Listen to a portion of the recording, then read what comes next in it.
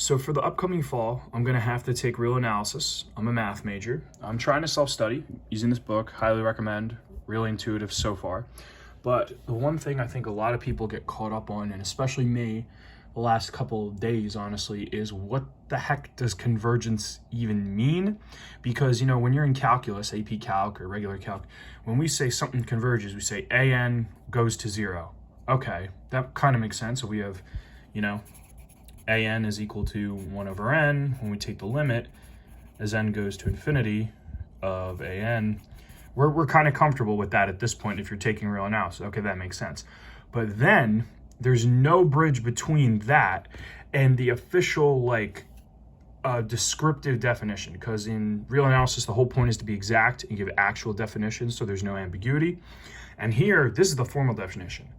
There exists an n in the natural numbers such that for all epsilon greater than 0, for all n greater than that n that we chose, the absolute value of an minus a is less than epsilon. And I'll just say where a is, I'll say the limit is what it converges to, whatever. So this is a giant jump between ambiguity and formality, and it can kind of be confusing. And I was kind of just going through this book, and all of a sudden it kind of clicked, and this might help, like I said, bridge the gap between these two concepts. And basically, what the idea that I'm trying to think of convergence now is let's say we have, for example, a number line. Let's just say we'll do a 1 over n again. So let's see, we have 0, we have 1, and what the idea of convergence is, and what I think a lot of people get tripped up on, is this epsilon. What does it mean? I don't know.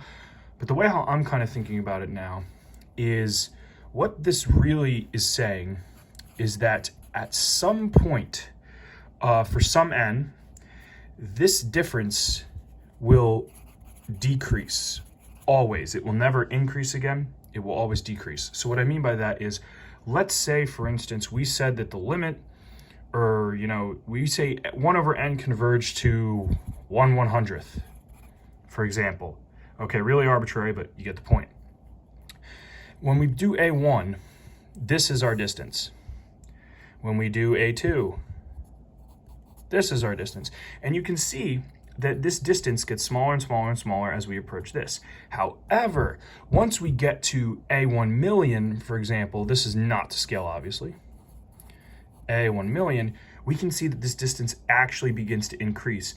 And that is kind of the pinpoint of what convergence means. It means that at some n, the difference, an minus a, will always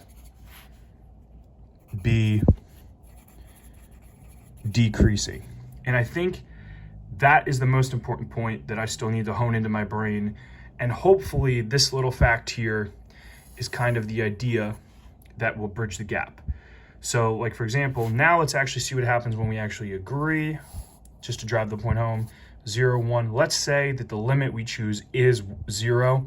Notice that A1 is here, A2 is here, A3 is here, A4 is here, and you can show that now this distance between what we call the limit or what we're converging to and our actual sequence will always be decreasing in this case, and that is what convergence is.